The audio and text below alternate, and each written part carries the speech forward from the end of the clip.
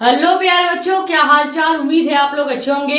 तो आज हमारे फिजिक्स योद्धा कोर्स का पहला लेक्चर है जिसमें हम डिस्कस करेंगे बेसिक फिजिक्स का पहला लेक्चर, जिसमें हम ये कुछ पॉइंट्स कुछ टॉपिक्स डिस्कस करने वाले हैं। ठीक है, तो जल्दी से जल्दी जुड़ जाइए। जो नए बच्चे हैं उनको शेयर कर दे ये वीडियो ज्यादा से ज्यादा, और अपने कमेंट्स या डाउट आप यहाँ पे, या हमारा इंस्टाग्राम आईडी भी है मेडिको स्टूडेंट साक्षी मिश्रा के नाम से, वहां पे आप अपने डाउट्स पूछ सकते हैं। ठीक है, नए हैं तो चैनल को सब्सक्राइब कर ले, क्योंकि ऐसी ही डेली लेक्चर्स आपको दी जाएंगी जो कि फिजिक्स की होंगी। ठीक है, सबसे पहले इस लेक्चर में हम कौन कौन सा टॉपिक डिस्कस करने वाले हैं इसको मैंने यहाँ पे लिख रखा है। पहले ये देख लेते हैं, फिर एक एक करके आराम से एक एक टॉपिक आपको समझाते चलेंगे। हमें कोई लूट नहीं है, अभी दिसंबर लास्ट तक आपका सिलेबस कंप्लीट करना है। ठीक है, तो पहला टॉपिक जो हम डिस्कस करेंगे वो है 11th फिजिक्स का, क्योंकि मैंने बोला था 4 लेक्चर आपको बेसिक फिजिक्स कॉन्सेप्ट का जरूर दिया जाएगा, ताकि आप अपना न्यू तैयार कर सके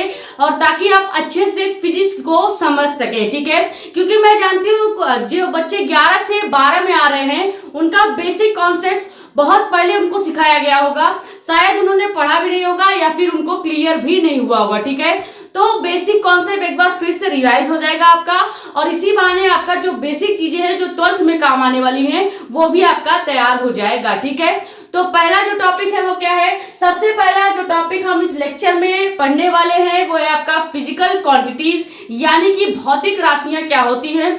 उसके बाद हम समझेंगे भौतिक राशियों के प्रकार, यानी कि types of physical quantities. And उसके बाद थर्ड हमारा टॉपिक है सदिश निरूपण। सदिश निरूपण का यह मतलब है कि सदिश को उसके दिशा के साथ हम कैसे दिखाएंगे। ठीक है, सदिश निरूपण। और उसके बाद हम सीखेंगे मेन कॉन्सेप्ट जो कि 11th फिजिक्स का बहुत ज्यादा इंपॉर्टेंट है और 12th फिजिक्स में बहुत ज्यादा काम आता है। ठीक है, 11th फिजिक्स का मोस्ट इंपॉर्टेंट टॉपिक जो यहाँ पे 12th फिजिक्स में बहुत काम आने वाला है वो क्या है, सदिश राशियों का संकीर्णन। संकीर्णन का मतलब ये है कि इसमें हमें 3 चीजें देखनी है। सबसे पहले हमें देखना है सदिश राशियों का योग, यानी अगर हम 2 सदिश को जोड़ते हैं तो उसका परिणामी सदिश आएगा या अदिश आएगा।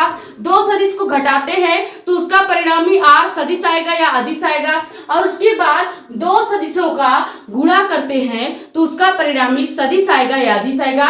ये इतने टॉपिक हम यहाँ पे कवर करने वाले हैं। ठीक है, तो सबसे पहले जो हमारा टॉपिक है वो क्या है, फिजिकल क्वांटिटी, ये हम समझते हैं। इतनी टॉपिक हमें इस लेक्चर में कवर करना है। लेक्चर थोड़ा सा लंबा होगा, लेकिन एक रूल मेरा आपको फॉलो करना पड़ेगा डेली, कि जितनी चीजें जितना कॉन्सेप्ट आपको पहले लेक्चर में या सेकेंड लेक्चर में या आने वाले सभी लेक्चर में दिए जाएंगे, आपको डेली का कॉन्सेप्ट डेली याद करना पड़ेगा। ठीक है, डेली का चीज डेली पढ़ते चलोगे तो एंड टाइम पे आपको उतनी दिक्कत नहीं होगी जितना और स्टूडेंट्स को हो रही होगी। ठीक है, तो सबसे पहले डिस्कस करते हैं फिजिकल क्वांटिटी क्या है। अब फिजिकल क्वांटिटी में 2 शब्द आ रहा है। पहला शब्द आ रहा है फिजिकल यानी भौतिक, एंड दूसरा शब्द आ रहा है आपका राशि यानी कि क्वांटिटीज। ठीक है, राशि का सीधे सीधे मतलब ये होता है अंक। ठीक है, अगर फिजिक्स में देखा जाए तो फिजिक्स में, मैथ में कहीं भी राशि शब्द आता है तो उसका मतलब होता है अंक। ठीक है, तो इसका मतलब यहाँ पे अगर हम लिखना चाहें राशि को तो क्या लिख सकते हैं, राशि का मतलब होता है अंक। और वही बात करें फिजिकल की यानी भौतिक का, भौतिक का मतलब क्या होता है, जैसे अगर आप देखो तो मुझे अगर कैमरे में से आप देख रहे होंगे तो आप मेरी फिजिकल चीज को देख रहे हैं, यानी मुझे बाहर से देख रहे हैं। क्या आप मुझे अंदर से देख रहे हैं, मेरे अंदर के लीवर, किडनी, हार्ट ये सब देख रहे हैं? नहीं, बस मेरी बाहर की ये फिजिकल बॉडी देख रहे हैं। जैसे आप अगर इस मार्कर को देखेंगे तो मार्कर के अंदर आपने इंक को नहीं देखना है। आप सबसे पहले क्या देखते हैं, कोई भी चीज जब आप देखेंगे तो उसकी बाहरी आवरण, बाहरी लेबल, बाहरी अस्तर को देखते हैं। जैसे आप मार्कर को देख रहे हैं तो मार्कर का बाहरी स्ट्रक्चर, बाहरी लेवल आप देख रहे हैं, यानी इसके अंदर की कोई अंदर की चीजें आप नहीं देख पा रहे हो, यानी केवल पहला पार्ट यानी कि पहला लेयर देख रहे हैं।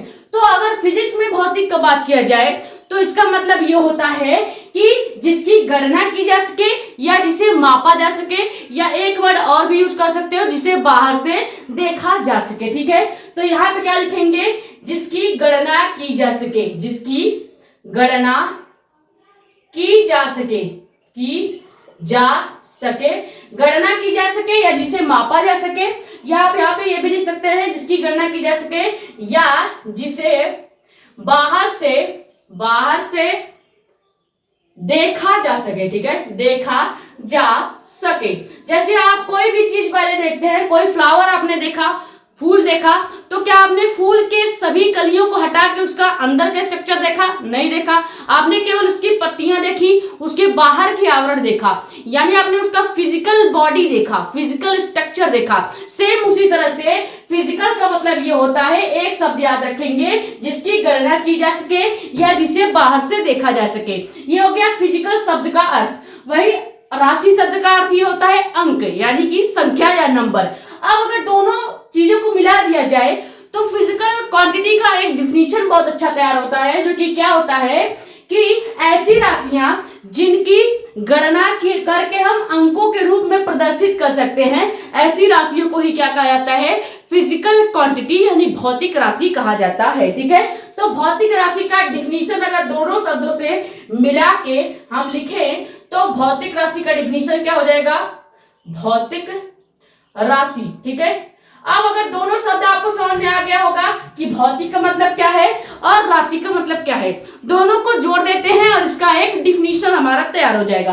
देखो, जैसे हमें क्या डिफिनीशन में बनाना है, भौतिक राशियों को मिलाएंगे तो क्या हो जाएगा? जिसकी गणना की जा सके और उसे अंकों के रूप में प्रदर्शित किया जा सके, यानी गणना कर लो या माप लो और उसे अंक के रूप में बता दो, तो वो चीज क्या हो जाएगी? आपकी फिजिकल क्वांटिटीज हो जाएंगी।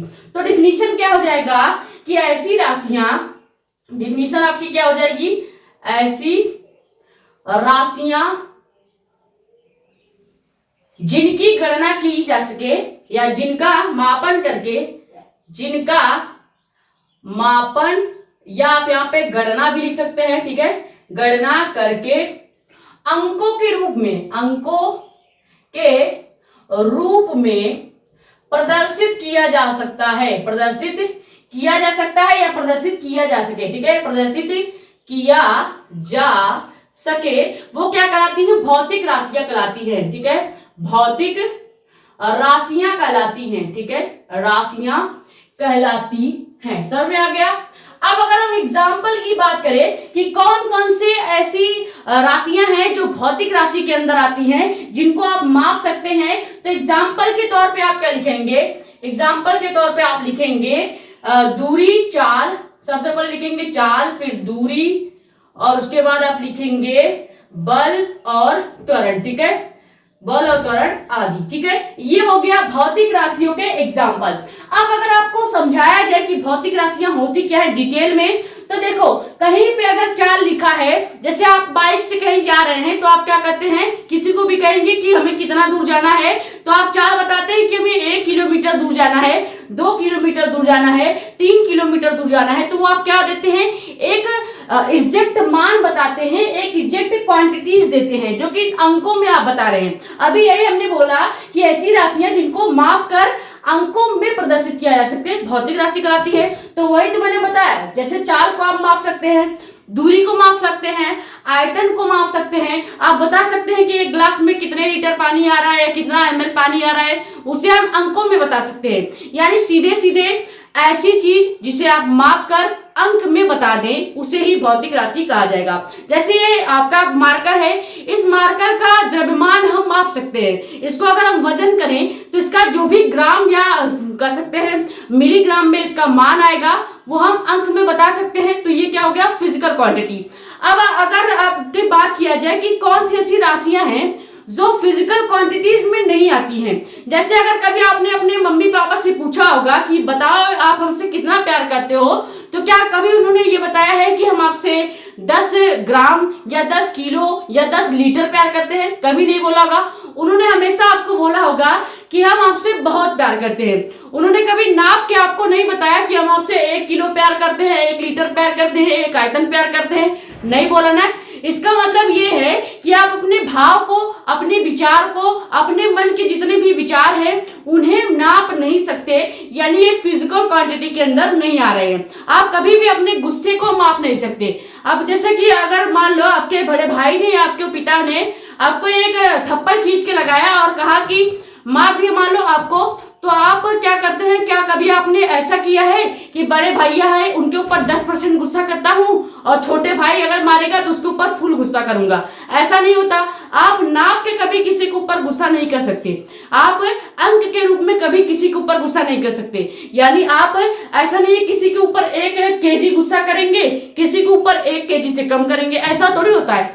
गुस्सा, प्यार, नफरत ये सब फिजिकल क्वांटिटीज में नहीं आती, जिन्हें आप माप नहीं सकते। ठीक है, सीधा सीधा ये मतलब है कि अपने मन के भाव, विचार, इच्छा या जो भी चीजें हैं उन्हें आप माप नहीं सकते और ये फिजिकल क्वांटिटी के अंदर नहीं आती। तो क्या आता है फिजिकल क्वांटिटी के अंदर, भौतिक राशि के अंदर क्या आता है? तो चाल आती है, दूरी आती है, बल आता है और त्वरण आता है, जिसे आप माप सकते हैं। और मेन चीज ये याद रखिए, माप के आप अंक के रूप में प्रदर्शित कर पा रहे हो, वही आपका क्या हो जाएगा? फिजिकल क्वांटिटीज हो जाएंगी। ठीक है, अब यहाँ पे एक चीज लिख सकते हैं नोट्स के रूप में एक पॉइंट लिखिएगा। पॉइंट ये है कि अपने मन के विचार, या कह सकते हैं मन के विचार और प्यार और गुस्सा यानी कि क्रोध, ठीक है, ये फिजिकल क्वांटिटी यानी कि भौतिक राशि के राशियों के अंतर्गत नहीं आते हैं। ठीक है, ये पॉइंट भी आप लिख लीजिएगा। यानी कि ऐसी चीजें जो आप माप नहीं सकते, जैसे आप समुद्र को कभी माप नहीं सकते, तो समुद्र भी अगर देखा जाए तो एक तरह से भौतिक राशियों में नहीं आता, क्योंकि आप कभी भी समुद्र की लंबाई, चौड़ाई, उसकी गहराई माप नहीं सकते अंकों में। ठीक है, तो यही मतलब है फिजिकल क्वांटिटी का। तो फिजिकल क्वांटिटी कॉन्सेप्ट आपका क्लियर हुआ। पहला टॉपिक जो हमारा था फिजिकल क्वांटिटी पढ़ाने का, वो हमने डिटेल में आपको बता दिया कि आखिर फिजिकल का मतलब क्या है और क्वांटिटी यानी कि राशि का मतलब क्या है। फिर दोनों को हमने जोड़ा, ये एक डिफिनीशन तैयार किया और डिफिनीशन का एग्जांपल आपको बताया, और ये भी बताया कि आपको जो भौतिक राशियां हैं उनमें से कौन सी ऐसी चीजें हैं जो भौतिक राशियों के अंतर्गत नहीं आती। तो हमने बता दिया, मन के विचार हो गए। आप जैसे कभी इमेजिनेशन करने बैठ जाते हैं, सोचने बैठ जाते हैं फ्यूचर के बारे में, तो बहुत कुछ सोच लेते हैं, जैसे मुकेश अंबानी आप ही हैं। ठीक है, इसी तरह से कभी भी आप अपनी सोच को नहीं माप सकते, प्यार को नहीं माप सकते, गुस्सा को माप नहीं सकते, समुद्र को माप नहीं सकते। तो ऐसी चीजें जिन्हें आप माप सकते हैं, अंक के रूप में दर्शा सकते हैं, भौतिक राशियां कहलाती है। जिन्हें नहीं माप सकते, अंक के रूप में नहीं दर्शा सकते हैं, वो भौतिक राशियां नहीं कहलाती। ठीक है, तो भौतिक राशि आप स्क्रीनशॉट कर लीजिए। फिर हम देखेंगे टाइप्स ऑफ फिजिकल क्वांटिटी यानी भौतिक राशियों के प्रकार। ठीक है,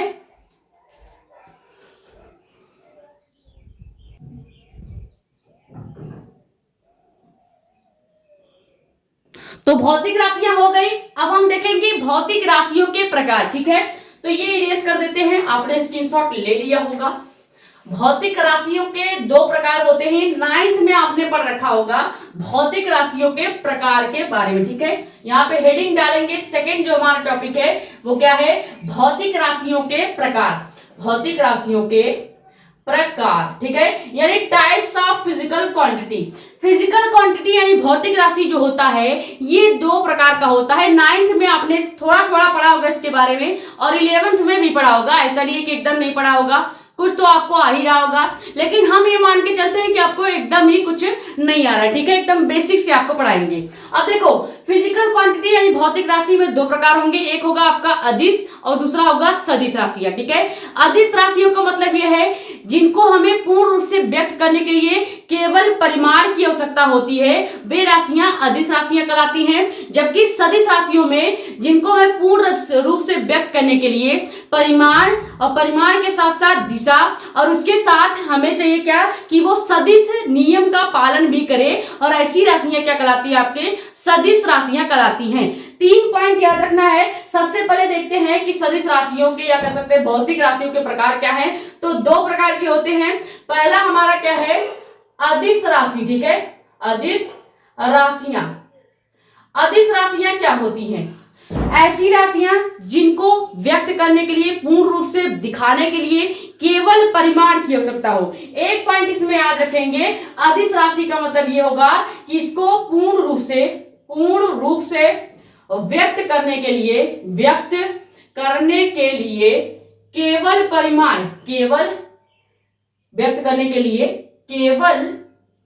परिमाण की आवश्यकता होगी। परिमाण का मतलब यह है केवल केवल अंक की आवश्यकता होगी। जैसे अगर आपको बताया जाए तो मान लो मैंने एक भौतिक राशि ले लिया, ये आपका हो गया कोई एक सदिश राशि हो गई जिसकी मैंने परिमाण क्या मान ली 1 मीटर, ठीक है।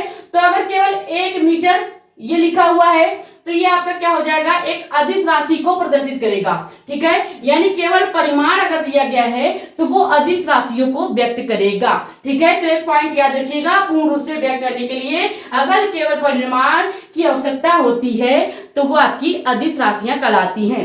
ये सिंपल पॉइंट याद रखिएगा। अब अगर इसकी डिफिनीशन हम लिखना चाहें तो क्या लिख सकते हैं, ये पॉइंट अगर आपको याद रहेगा ना तो आपको कभी भी अदिश राशि का डिफिनीशन आप नहीं भूलेंगे, हमेशा याद रहेगा, ठीक है। डिफिनीशन लिख देते हैं यहां से, ठीक है। डिफिनीशन क्या हो जाएगा कि वे सभी भौतिक राशियां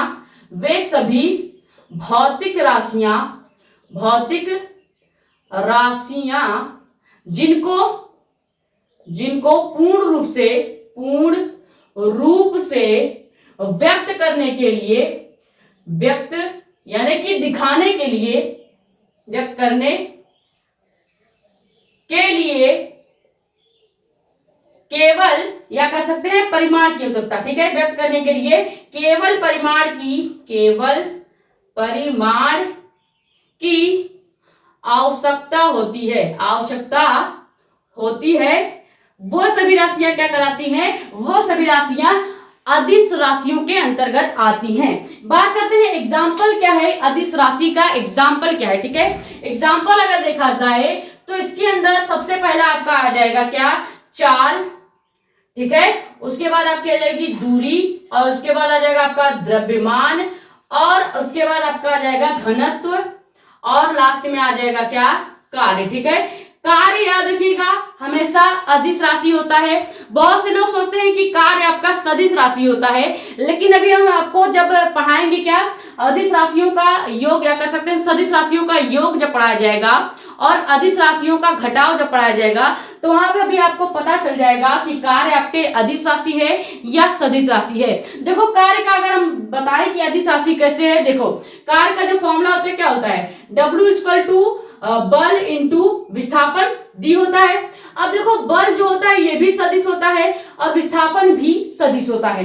जब दो सदिशों का गुणा किया जाएगा, जब हम दो सदिशों का गुणा पढ़ेंगे तो वहां पे आपको पता चल जाएगा, जब दो सदिशों का गुणा किया जाता है और उसका परिमाण R जो है वो अदिश आता है तो ऐसी राशि को हम क्या बोलते हैं, आपके अदिश गुणन में माना जाता है, ठीक है। यानी कि जब आप क्या करेंगे, गुणा करेंगे और मान उसका R का अदिश आएगा तो ऐसी राशियां अदिश राशियां कहलाती हैं। और अगर हम दो सदिशों का गुणा करते हैं, परिमाण R भी सदिश आता है तो ऐसी राशियां क्या कहलाती हैं, सदिश राशियां कहलाती हैं। आप ये भी डिफिनीशन लिख सकते हो, ठीक है, कि अगर दो सदिशों का गुणा करने पर परिमाण R भी अदिश आए तो ऐसी राशियां अदिश राशियां कहलाती हैं। ये हो गया स्टैंडर्ड परिभाषा। स्टैंडर्ड परिभाषा यानी कि 12th के अकॉर्डिंग परिभाषा आप ये लिख सकते हो, लेकिन 9th के अकॉर्डिंग अगर परिभाषा आप लिखने जाओगे तो ये परिभाषा भी ठीक है कि ऐसी राशियां जिनको पूर्ण रूप से व्यक्त करने के लिए क्या कर सकते हैं कि एक परिमाण की बस आवश्यकता होती है, केवल परिमाण की आवश्यकता होगी तो ऐसी राशियां क्या कहलाती हैं, अदिश राशियां कहलाती हैं। एग्जाम्पल के तौर पे हमने आपको बता दिया चाल, दूरी, द्रव्यमान, घनत्व और कार्य। और कार्य बहुत से लोग सोचते हैं कि कार्य सदिश राशि है, लेकिन हमने आपको प्रूव करके बता दिया कि कार्य एक अदिश राशि है। क्यों? क्योंकि देखो कार्य का फॉर्मूला क्या हो जाता है, कार्य का फॉर्मूला होता है बल गुणे विस्थापन। बल भी एक सदिश राशि है, विस्थापन भी एक सदिश राशि है। अब जब दो सदिश राशि का गुणा करोगे तो उसका जो परिमाण आएगा, परिणामी R आएगा, वो क्या आ रहा है बेटा, अदिश आ रहा है। अब जब ये अदिश आ रहा है तो इसको हम कहां पर लिखेंगे, अदिश राशियों में लिखेंगे। तो ये याद रखिएगा, कहीं भी ऑब्जेक्टिव क्वेश्चन अगर आपसे पूछा जाए कि फिजिकल क्वांटिटीज हैं, अभी हम एक ऑब्जेक्टिव क्वेश्चन इसके बाद करा देते हैं, हम आपसे एक ऑब्जेक्टिव क्वेश्चन यहाँ पे करा ही देते हैं कि भौतिक राशियां हैं, ठीक है, भौतिक राशियां हैं। ऑप्शन में दे देते हैं आपको, ऑप्शन नंबर 1 आपका है बल, ऑप्शन नंबर 2 है आपका कह सकते हैं कि भौतिक राशियों में अदिश राशियां हैं। भौतिक राशियों में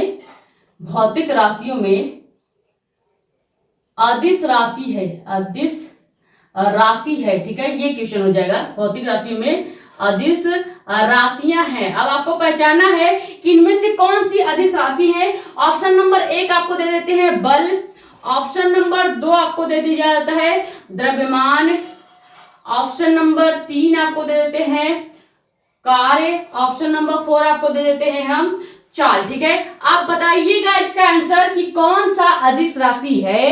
ठीक है, यानी कि आपको पहचानना है कि कार्य अदिश राशि है, कि द्रव्यमान अदिश राशि है, कि बल अदिश राशि है, या चाल अदिश राशि है। ठीक है, ये इस क्वेश्चन का जवाब आप हमको कमेंट में देंगे। ठीक है, बाकी जिस बच्चे ने ध्यान से पढ़ा होगा उसको क्लियर हो गया होगा कि जो चाल, दूरी, द्रव्यमान, घनत्व और कार्य है ये अदिश राशियों में आते हैं। ठीक है, एक मिनट, यहाँ पे ये सारे ही अदिश राशियों में आ रहे हैं ना, तो हमें सदिश राशियों का कुछ एग्जाम्पल यहाँ पे लेना चाहिए। जैसे सदिश राशि में अगर बात करें तो आपके आ जाते हैं क्या, विस्थापन, विस्थापन हो गया, उसके बाद वेग, और ऑप्शन थर्ड आपका कार्य, और चौथा संवेग। अब आप बताइएगा कि इनमें से कौन सी अदिश राशि है। ठीक है, क्योंकि विस्थापन, वेग और संवेग आपका ऑलरेडी सदिश राशियां हैं, तो बच क्या गया, कार्य।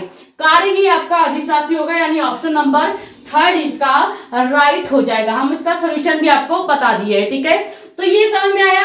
भौतिक राशि का पहला प्रकार आपको समझ में आ गया होगा। अदिश राशियां क्या होती हैं, सिंपल सा एक पॉइंट याद रखिएगा कि ऐसी राशियां जिनको पूर्ण रूप से व्यक्त करने के लिए, दिखाने के लिए, बताने के लिए केवल परिमाण की आवश्यकता हो, यानी केवल अंक की आवश्यकता हो, तो वे राशियां क्या कहलाती हैं, अदिश राशियां कहलाती हैं। ये हो गया 9th टाइप का आपका डिफिनीशन। अब अगर अलग से डिफिनीशन लिखना चाहो तो आप ये भी लिख सकते हैं कि जब दो सदिश राशियों का गुणा करने पर परिणामी आर भी अदिश आता है तो ऐसी राशियां क्या कहलाती हैं, अदिश राशियां कहलाती हैं। एग्जाम्पल आपको याद रखना ही है, जो कि क्या है, चाल, दूरी, द्रव्यमान, घनत्व और कार्य। ठीक है, ये आप नोट कर लीजिए, स्क्रीनशॉट ले लीजिए। उसके बाद हम बात करते हैं सदिश राशियां क्या होती हैं। सेम इसी की जैसा डिफिनीशन होगा, बस उसमें इसमें आपको एक पॉइंट याद रखना पड़ा कि इसको पूर्ण रूप से व्यक्त करने के लिए केवल परिमाण की आवश्यकता पड़ी, लेकिन सदिश में आपको परिमाण भी चाहिए, दिशा भी चाहिए, साथ ही साथ एक मेन चीज जो कि ये है कि उसको पूर्ण रूप से आपको क्या करना चाहिए, सदिश नियम का पालन करना चाहिए। ठीक है, सदिश राशियां वो होंगी जो सदिश नियम का पालन भी करेंगी, परिमाण भी शो करेंगी और दिशा भी शो करेंगी। ठीक है, पहले ये आप अदिश राशियों का स्क्रीनशॉट कर लीजिए, फिर अपन डिस्कस करते हैं कि सदिश राशियां क्या होती हैं।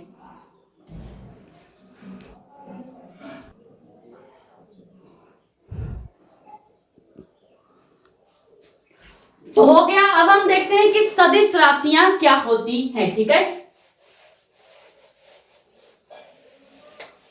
सदिश राशियां भी बिल्कुल इसी की तरह है, आसान है, कुछ कठिन नहीं है। देखो, हमारा सेकेंड जो टाइप हो जाता है वो हो जाता है सदिश राशि। ठीक है, सदिश राशियां।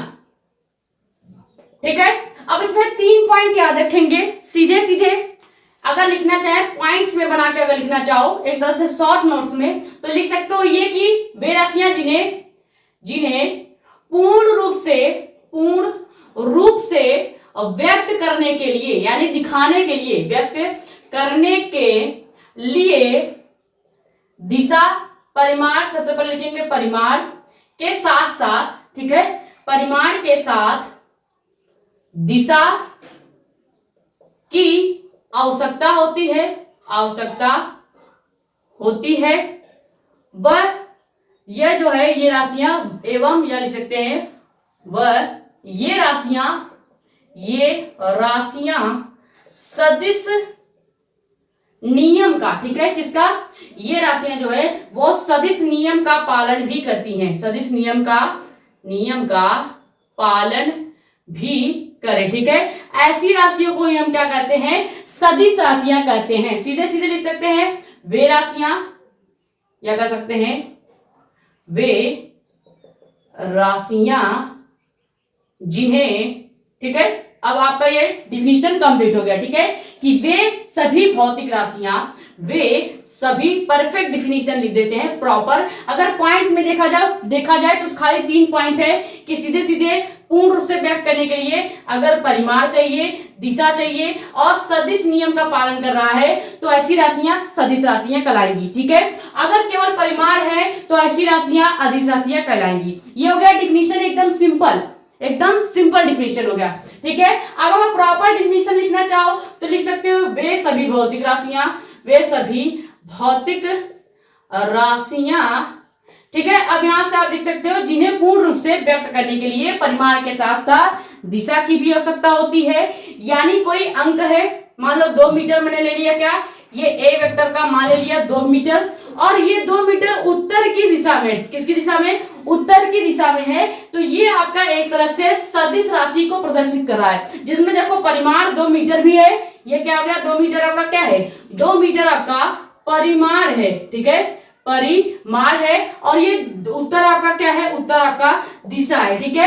तो ये दिशा भी दिखा रहा है, परिमाण भी शो कर रहा है, और ये सदिश नियम का पालन भी कर रहा है। तो इस प्रकार का एग्जाम्पल ये आपका क्या हो जाएगा, इस प्रकार का जो दिखाने का नियम है या प्रदर्शित करने का जो तरीका है, यही आपका सदिश राशियों को प्रदर्शित करने का या निरूपित करने का तरीका है। क्लियर। अब अगर एग्जाम्पल की बात करें कि सदिश राशियों का एग्जाम्पल क्या है, तो इसका एग्जाम्पल हमने आपको बता ही दिया है, फिर से यहाँ पे लिख देते हैं। सबसे पहले आपका हो जाएगा विस्थापन, विस्थापन, वेग और संवेग, ठीक है। विस्थापन, वेग, संवेग, और यहाँ पे एक और हो जाएगा जो कि क्या है, बल, ठीक है। ये आपके सदिश राशियों के अंतर्गत आ जाते हैं। अगर देखा जाए तो बल भी आपका सदिश है, क्योंकि बल के अंदर दिशा भी देखी जाती है और इसका एक परिमाण भी होता है। तो परिमाण है, दिशा है, यानी ये सदिश राशि है, ठीक है। उसके साथ साथ ये सदिश नियम का पालन भी करता है, संवेग भी वही करता है, वेग भी करता है, और विस्थापन भी वही चीजें करती हैं। तो ये हो गया सदिश राशि और अदिश राशि, यानी भौतिक राशियों का प्रकार। समझ में आ गया आपको।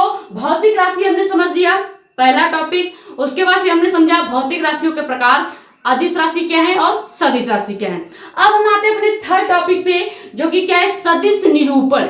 ये मेन टॉपिक है। सदिश निरूपण आपको इसलिए सिखाया जाता है ताकि आप जो सदिश निरूपण सीख लेंगे तो उसके बाद दो सदिशों का योग, दो सदिशों का घटाव, दो सदिशों का गुणन आपको बड़ा आराम से समझ में आ जाएगा।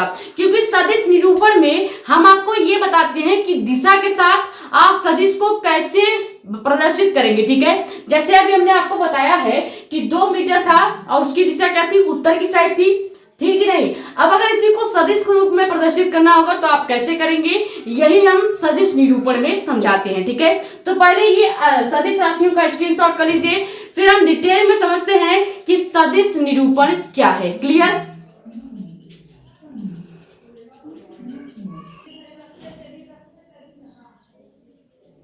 अब देखते हैं कि आखिर सदिश निरूपण क्या है, ठीक है। सदिश निरूपण समझते हैं।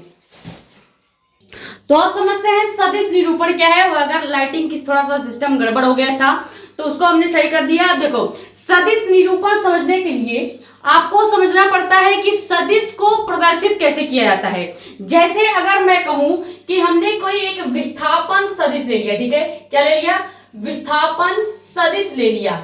अब विस्थापन सदिश को कैसे प्रदर्शित किया जाएगा, विस्थापन को क्या कहा जाता है, एक्सेलरेशन, ठीक है। तो इसको हम क्या लिख सकते हैं, ए लिख सकते हैं। अब अगर इस ए के ऊपर हम इस तीर को लगा दें तो ये तीर का निशान क्या बताता है कि ये एक्सेलरेशन जो है वो सदिश है, ठीक है। यानी विस्थापन जो है वो क्या है, सदिश है। ए का मतलब है विस्थापन। अब ए के ऊपर लगा दिया हमने इस तरह से तीर, तो ये हो गया विस्थापन सदिश। क्लियर हो गया।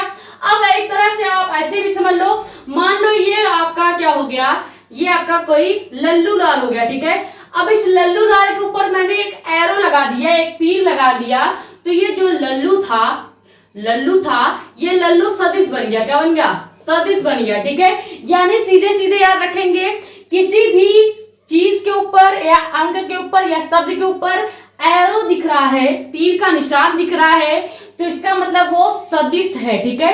अगर ये तीर का निशान नहीं है तो उसका मतलब वो अदिश है, ठीक है। मान लो मैंने अपने ऊपर इस तरह से तीर का निशान लगा दिया तो मैं क्या हो गई, सदिश हो गई।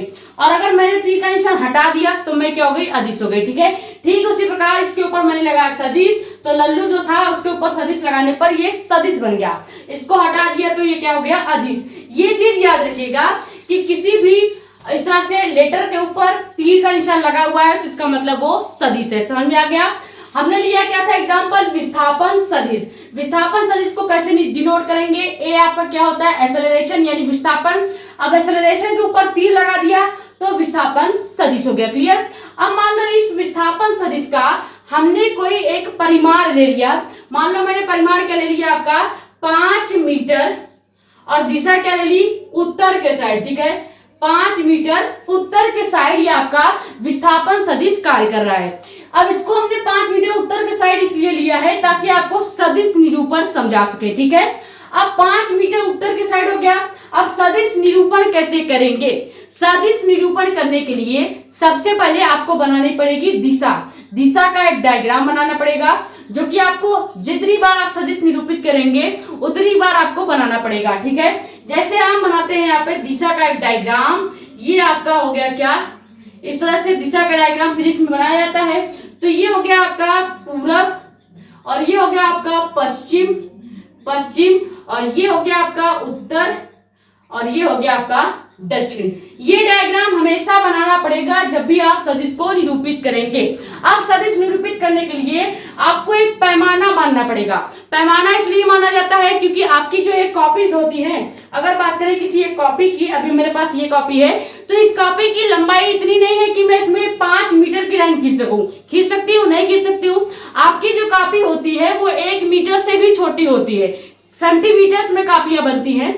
तो इसीलिए क्या होता है कि हम पैमाना मापते हैं। पैमाना मापने का मतलब ये है कि अगर मैं 1 मीटर को 1 सेंटीमीटर के बराबर मान लूं तो मैं अपने इस कॉपी में 1 सेंटीमीटर का अगर कहीं लाइन खींचूंगी तो उसका मतलब हो जाएगा कि हमने 1 मीटर की लाइन खींच दी है। ठीक है, इसलिए पैमाना मापा जाता है। क्लियर। तो सबसे पहले दिशा बनानी है, उसके बाद आपको पैमाना लेना है और पैमाना हमेशा याद रखेंगे, जो भी होगा उसको हम 1 सेंटीमीटर में कर देंगे। जैसे 5 मीटर है तो 5 मीटर को हम क्या कर सकते हैं, 5 मीटर में अगर बात करें 1 मीटर की लंबाई कितनी है, 1 सेकेंड रुके जरा।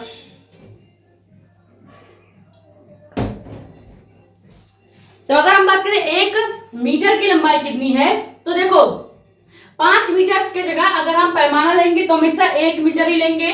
तो 1 मीटर की लंबाई कितनी माप ले लेंगे हम, 1 सेंटीमीटर के बराबर है। अब अगर यहाँ पे 5 मीटर की जगह 10 मीटर भी होता तो भी आप यही लेते कि 10 मीटर की जो पहला मीटर है यानी 1 मीटर है वो 1 सेंटीमीटर के बराबर होगा। हमेशा आपको जो भी मान, जो भी यहाँ पे परिमाण दिया होगा उसको आप 1 सेंटीमीटर के बराबर मापेंगे। क्यों मापेंगे? क्योंकि आपकी कॉपी इतनी बड़ी नहीं है कि आप उसमें 5 मीटर की लाइन खींच सके। इसीलिए अगर हम कहीं भी 1 सेंटीमीटर का लाइन खींचते हैं तो ये किसको डिनोट करेगा, 1 मीटर को बताएगा। क्लियर। इसलिए हम पैमाना लेते हैं। तो पैमाना आपको हर बार लेना पड़ेगा, तभी आप इसकी दिशा के साथ इसकी लाइन खींच सकते हैं। क्लियर हो गया। तो ये हो गया विस्थापन सदिश को पहले हमने डिनोट किया, उसका मान हमें किसमें दिया है, परिमाण और दिशा के साथ दिया गया है। अब इसको सदिश रूप में निरूपित करने के लिए पहले हमें दिशा का एक ग्राफ बनाना ही पड़ेगा हर बार। ठीक है, तो हमने एक दिशा का ग्राफ बना लिया। उसके बाद हमने पैमाना लेना है, 5 मीटर है तो 1 मीटर की लंबाई 1 सेंटीमीटर के बराबर। अगर यहाँ पे 10 मीटर देके या 10 न्यूटन भी दे देता तो हम क्या मानते, 1 न्यूटन का मान 1 सेंटीमीटर के बराबर मापते। समझ में आ रहा है? इतनी चीजें समझ में आ रही होगी। अब देखो, जब हमें कहा गया है कि 5 मीटर जो है वो उत्तर की दिशा में है, 5 मीटर जो आपका विस्थापन सदिश लग रहा है वो उत्तर की दिशा में लग रहा है। अब इस ग्राफ में देखिए उत्तर दिशा कहाँ पे दी गई है, उत्तर दिशा आपको ऊपर की साइड दिखाई गई है। देखिए यहाँ पे ये उत्तर दिशा ऊपर की साइड दिखाई गई है। यानी अगर हम विस्थापन सदिश को प्रदर्शित करेंगे तो 5 मीटर ऊपर की साइड प्रदर्शित करेंगे। यानी कि ये हमने इस तरह से एक लाइन खींच दी जो कि क्या बता रही है, जो कि आपकी विस्थापन सदिश ए वेक्टर को बता रही है। ठीक है, और ये जो लाइन है ये आपका 5 मीटर की लाइन है। क्यों माना है, देखो मैक्सिमम लाइन तो 5 सेंटीमीटर की होगी, लेकिन इसको हम मान सकते हैं कि 5 सेंटीमीटर की लाइन ये आपकी 5 मीटर की लाइन हो जाएगी। ठीक है, तो ये तरीका है किसी भी सदिश को निरूपित करने का। अब अगर कहीं आपको दे दिया जाए कि सदिश की जो दिशाएं हैं वो 2 हैं, सदिश की दिशाएं 2 दी जाए तो आप सदिश को कैसे निरूपित करोगे? ये तो आपने सदिश को तब निरूपित किया है जब आपके पास दिशा खाली 1 है। ठीक है, यानी आपके पास केवल उत्तर दिशा था, केवल पूर्व दिशा है, केवल दक्षिण दिशा है, केवल पश्चिम दिशा है, तो आप बहुत आसानी से क्या कर सकते हो, सदिश को दर्शा सकते हो। लेकिन अगर आपको सदिश की दो दिशाएं दे दी जाए, आपको कह दिया जाए कि कोई एक सदिश है जो उत्तर और पूरब है, जिसकी दिशा कहाँ है, उत्तर और पूरब है, तो आप सदिश का निरूपण कैसे करोगे। अब हम ये समझते हैं। पहले हमने विस्थापन सदिश देख लिया, समझ में आ गया। आपको इस तरह से मान दिया गया होगा, आपको कहा जाएगा कि सदिश का निरूपण करें, तो आपको कुछ नहीं करना है, सबसे पहले दिशा बनानी है, एक पैमाना मापना है। पैमाना हमेशा याद रखेंगे 1 सेंटीमीटर ही मापेंगे। क्लियर, चाहे आपको 5 मीटर दिया जाए, 10 मीटर दिया जाए, 5 न्यूटन दिया जाए, 10 न्यूटन दिया जाए, उसका 1 मीटर माप लेंगे। जैसे 5 मीटर था तो उसको हमने 1 मीटर माप लिया। 5 न्यूटन होगा तो 1 न्यूटन इक्वल टू 1 सेंटीमीटर कर लेंगे। क्लियर, ये पैमाना जैसे ही आप माप लेंगे, फिर आप दिशा की ही साइड एक लाइन खींच देंगे और उसको हम इस तरह से ए सदिश के रूप में लिख देंगे। ठीक है, अब हम देखते हैं कि अगर दिशाएं दो दी गई होंगी तो सदिश का निरूपण कैसे किया जाएगा। ठीक है, दूसरा एग्जांपल लेते हैं। मान लो मैंने अब ले लिया एग्जांपल क्या, आपका बल। ठीक है, हमने ले लिया बल, अब बल सदिश लिया है। ठीक है, बल सदिश लिया है तो बल को F से लिखते हैं, फोर्स। यानी कि अगर हम इसको लिखना चाहें बल सदिश दर्शाएंगे तो कैसे दर्शाएंगे, बल को लिखते हैं हम F, और F के ऊपर अगर हम सदिश लगा दें यानी तीर का निशान लगा दें तो F आपका क्या बन जाएगा, F आपका बन जाएगा बल सदिश। ठीक है, इतनी चीजें समझ में आई। बल सदिश कैसे होगा, देखो यहाँ पे मैंने लिखा F, F का मतलब है बल। अब बल के ऊपर लगा दिया मैंने एक छोटा सा एरो, तो इसका मतलब ये क्या हो गया, बल सदिश हो गया। अब इसका एक हमको मान लो पैमाना दिया गया है जो कि कितना है, बल आपका कितने में लगता है, न्यूटन में, तो मान लो 5 न्यूटन। ठीक है, परिमाण आपका क्या दे दिया, 5 न्यूटन, और दिशा क्या दी गई है, उत्तर, उत्तर और पूर्व। ठीक है, उत्तर और पूर्व। अब इस बार दिशाएं आपको 2 दी गई है और परिमाण आपका एक ही है। परिमाण एक था, दिशा एक था, तो हमने बड़ा आराम से बता दिया कि बस पैमाना लेना है और आपको ग्राफ खींच देना है, यानी इस तरह से दिखा देना है। लेकिन अब दिक्कत यहाँ पे आपको आएगी जब आपको 2 दिशाएं दी गई होंगी और आपसे सदिश निरूपित करने को बोलेगा। अब मजा आपको आएगा। देखो, जब भी 2 दिशाएं दी गई होंगी, याद रखेंगे, जब भी सदिश की 2 दिशाएं दी गई होंगी तो आपको कुछ नहीं करना है, इन दोनों दिशाओं के बीच से होते हुए एक 45 डिग्री का कोण बना देना है क्षैतिज अक्ष से लेके। ठीक है, यानी अगर आपको बल सदिश दिया गया है और इस बल सदिश का परिमाण कितना दिया था, पहले था 5 मीटर, तो 5 मीटर को हमने 1 मीटर 1 सेंटीमीटर के बराबर मान लिया। सेम इसी तरह यहाँ भी पैमाना मानेंगे।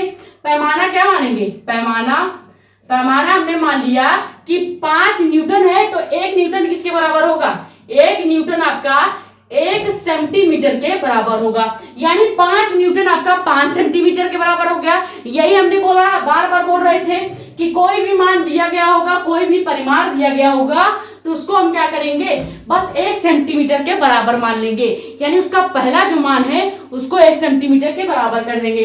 5 मीटर था तो 1 मीटर 1 सेंटीमीटर के बराबर, 5 न्यूटन है तो 1 न्यूटन 1 सेंटीमीटर के बराबर। पैमाना मापने का ये तरीका होता है। पैमाना इसलिए मापा जाता है ताकि आप अपनी कॉपी में लाइन ड्रॉ कर सके। ठीक है, ये हो गया। अब दिशा का हमें ग्राफ बनाने की जरूरत नहीं है क्योंकि हमने ऑलरेडी इसके ऊपर बना रखा है, तो हम यही से आपको समझा दे रहे हैं। ठीक है, अब हमें दिशा क्या बोल रहा है कि उत्तर और पूरब के साइड आपका क्या लग रहा है, ये बल कर सकते हैं बल सदिश की दिशाएं हैं। ठीक है, यानी बल सदिश जो है ये उत्तर की साइड भी है और पूरब के साइड भी है। तो हमने बोला जब 2 दिशाएं दी गई होंगी तो जब सदिश को दर्शाना होगा तो इन दोनों दिशाओं के बीच से, यानी ये मान लो आपका ये हो गया क्षैतिज रेखा। ठीक है, और ये जो आपका सीधी रेखा होती है ये होता है ऊर्ध्वाधर रेखा। ठीक है, ऊर्ध्वाधर रेखा। क्लियर, तो ये क्षैतिज रेखा और ऊर्ध्वाधर रेखा में हम क्या करेंगे, इस क्षैतिज वाली लाइन पे क्या करेंगे, इस क्षैतिज वाली लाइन पे पहले देखते हैं नीचे तक आपको दिखाई दे रहा है या नहीं। हाँ, दिखाई दे रहा है। अब इस क्षैतिज वाले लाइन पे हम क्या करेंगे, इस तरह से उत्तर और पूरब की दिशा में, उत्तर आपका ऊपर की साइड लग रहा है, पूरब आपका इधर की साइड यानी कि क्षैतिज की दिशा में लग रहा है। ठीक है, तो उत्तर और पूरब, यहाँ पे उत्तर इस समझ लो ये आपका उत्तर हो गया और ये आपका पूरब हो गया, ठीक है। अब ये हमने ले लिया पूरब दिशा और ये हमने ले ली उत्तर दिशा। अब इन दोनों के बीच से होते हुए 45 डिग्री का, कितने डिग्री का, 45 डिग्री का कोण बनाते हैं और यही आपको किसको प्रदर्शित करेगा, यही आपको विस्थापन सदिश एफ सदिश को प्रदर्शित करेगा, ठीक है, सॉरी यही आपको बल सदिश को प्रदर्शित करेगा, ठीक है। तो समझ में आ गया, जब भी आपको कोई सदिश निरूपित करने को बोला जाए, उसका परिमाण 1 हो लेकिन दिशा 2 होगी, मान लो उत्तर पूर्व ने देके आपको दे दिया होता पूरब और दक्षिण, तो आप क्या करते, पूरब और दक्षिण के बीच से इस ऊर्ध्वाधर लाइन के सापेक्ष 45 डिग्री का कोण खींचते। अगर आपको पश्चिम और उत्तर दे दिया गया होता, ये दोनों दिया गया होता, तो आप इधर से 45 डिग्री का कोण खींचते। अब अगर आपको उत्तर पूरब दिया है तो हमने क्या किया, सीधे सीधे इसके बीच से 45 डिग्री का कोण खींच दिया और यही आपका एफ सदिश को दर्शा रहा है, ठीक हो। यही देखो हमने यहाँ पे किया है। आपको नीचे तक दिखाई दे रहा है या नहीं, पहले दिखाई नहीं दे रहा है, थोड़ा सा नीचे कर देते हैं। अब देखो, अब यहाँ पे आपको क्लियर दिख रहा होगा, हमने ये उत्तर दिशा लिया है, ये पूरब दिशा, उत्तर और पूरब के बीच से 45 डिग्री का अगर आपने कोण खींच दिया तो ये आपके एफ सदिश यानी कि बल सदिश को दर्शाएगा। क्लियर, ये होता है सदिश निरूपण। क्लियर हो गया।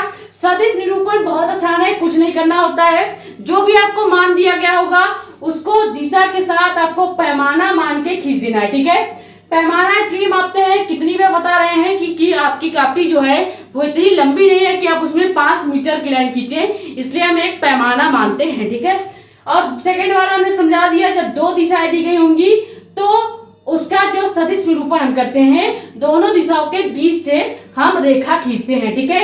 एक पॉइंट अगर लिखना चाहो तो यहाँ पे लिख सकते हो कि अगर सदिश में 2 दिशाएं दी गई हो, यहाँ पे क्या लिख सकते हैं आप कि जब सदिश निरूपण करने के लिए आपको कहा जाए और उसमें 2 दिशाएं दी गई हो, तो जब सदिश निरूपण करेंगे तो उसकी जो रेखा है, सदिश दर्शाने वाली जो रेखा है, उन दोनों दिशाओं के बीच से होकर गुजरती है, ठीक है। यानी सीधे सीधे अगर लिखना चाहें तो जब 2 दिशाएं दी गई होंगी तो सदिश निरूपण करते वक्त हम क्या करते हैं, सदिश निरूपण करते वक्त जो दिशाओं की रेखा होगी हम दोनों दिशाओं के बीच से होकर गुजारते हैं और ये आपके सदिश को दर्शाती है तब जब 2 दिशाएं दी गई होंगी, ठीक है। अगर एक दिशा दी गई है तो कोई बात नहीं, आपको जिस दिशा में कहा जाएगा उस दिशा में आप सदिश को निरूपित कर देंगे यानी सदिश को दिखा देंगे। लेकिन अगर 2 दिशा दी गई होंगी तो दोनों दिशाओं के बीच से 45 डिग्री का कोण आपको बना देना है और वहीं पे आप सदिश को दर्शा देंगे। क्लियर, ये हो गया सदिश निरूपण। सदिश निरूपण हमने आपको इसलिए सिखाया है ताकि सदिश का जोड़, सदिश का घटाना और सदिश का गुणा हम सीख सकें, ठीक है। अब ये स्क्रीनशॉट कर लीजिए, फिर हम सीखते हैं आपका सदिशों का संकीर्णन, ठीक है। सदिशों के संकीर्णन के अंदर 3 पॉइंट हमने पढ़ना है। पहला सदिशों का योग, दूसरा सदिशों का घटाव और तीसरा सदिशों का गुणा, ठीक है। सदिशों का गुणा हम ऊपर से आपको इस वाले लेक्चर में पढ़ाएंगे, लेकिन कल वाले लेक्चर में डिटेल में आपको सदिशों का गुणा हम सिखाएंगे, ठीक है।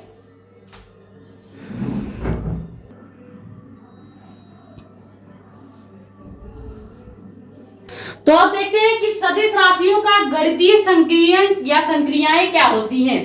सदिश राशियों का गणितीय संक्रिया का मतलब ये है कि अगर हम 2 सदिशों को या 2 से अधिक सदिशों को जोड़ते हैं, घटाते हैं या गुणा करते हैं तो उसका परिणामी आर क्या आता है, यही हमको ज्ञात करना है। जैसे अगर देखा जाए, मान लो मैंने एक ले लिया सदिश ए, दूसरा ले लिया सदिश बी, तीसरा ले लिया सदिश सी, ठीक है। अब इन तीनों को अगर हम क्या करें, इन तीनों में से किसी एक को हम मान लो जोड़ दें, ठीक है। सदिश ए और सदिश बी को जोड़ेंगे तो परिणामी आर क्या आएगा ये पता करना होता है और सदिश बी और सदिश सी को घटाएंगे तो परिणामी आर क्या आएगा ये ज्ञात करने का मतलब होता है। और अगर हम सदिश सी और सदिश ए का गुणा कर रहे हैं तो परिणामी आर क्या आएगा, यही ज्ञात करना ही क्या कहलाता है, गणितीय संक्रियाएं कहलाती हैं। क्लियर, गणितीय संक्रिया या सदिश का गणितीय संक्रिया आपको समझ में आया कि हमें क्या करना होता है, हमें 2 सदिश दिया जाएगा और बोल दिया जाएगा कि इनका जोड़ करो, ठीक है। इनको जोड़ो और ये जो परिणामी आर है, ठीक है, परिणामी आर है, इसका मान बताओ कि सदिशों को जोड़ने पर परिणामी आर क्या आएगा, सदिशों को घटाने पर परिणामी आर क्या आएगा, और सदिशों को गुणा करने पर परिणामी आर क्या आएगा। अब अगर देखा जाए तो यहीं पे आपको बता देती हूँ, बिना सदिशों के जोड़ और घटाव किए ही देखो दोनों का रिजल्ट सेम आता है। जब दो सदिशों को जोड़ा जाएगा तो उसका परिणामी भी सदिश आएगा, जब दो सदिशों को घटाया जाएगा तो उसका परिणामी भी सदिश आएगा। अब यही चीज हमें इसके अंदर देखनी है, ठीक है। सदिशों के संक्रियाओं के अंदर हमें यही देखना है, सदिशों का जोड़, सदिशों का घटाव और सदिशों का गुणा, ठीक है। यानी हम देखेंगे सबसे पहले सदिशों का जोड़, सदिशों का घटाव एंड लास्ट में अपन देखेंगे सदिशों का गुणा, ठीक है। ये हो गया सदिश संक्रियाएं, ठीक है। एक सेकंड के लिए हट रही हूँ, फटाक से स्क्रीनशॉट कर लो। सदिश संक्रिया का मतलब आपको समझ में आ गया होगा, जिसके अंदर हमें सदिशों का जोड़, घटाव और गुणा देखने को मिलता है। अब सबसे पहले हम देखेंगे कि अगर दो सदिश को हम जोड़ते हैं तो क्या उसका मान सदिश आएगा या अदिश आएगा। अब अभी हमने बता दिया कि उसका मान सदिश ही आता है, तो ये हम प्रूफ करके भी आपको दिखा सकते हैं कि जब दो सदिशों को जोड़ेंगे तो उसका मान सदिश कैसे आएगा, ठीक है। पहले ये आप स्क्रीनशॉट कर लीजिए, फिर हेडिंग डालेंगे दो सदिशों का योग, ये आप हेडिंग भी डाल लीजिएगा।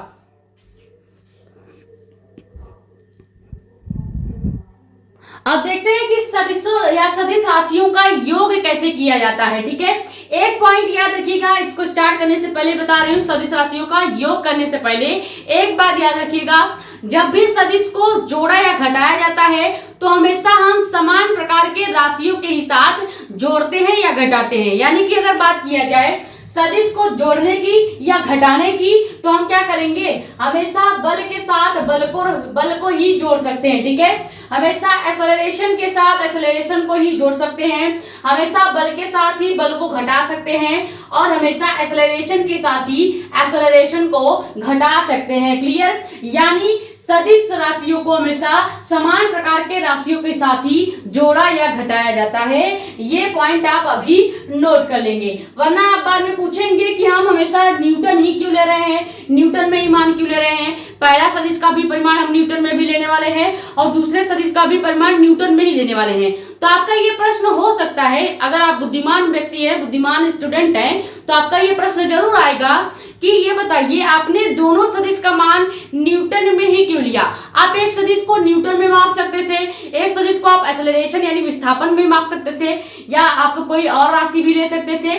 तो उसका कारण ये है कि हमेशा समान प्रकार के सदिशों को ही जोड़ा या घटाया जाता है। क्लियर। ये पॉइंट याद रखिएगा, बहुत इंपॉर्टेंट पॉइंट है, ठीक है। समान प्रकार के सदिशों को ही जोड़ा या घटाया जाता है।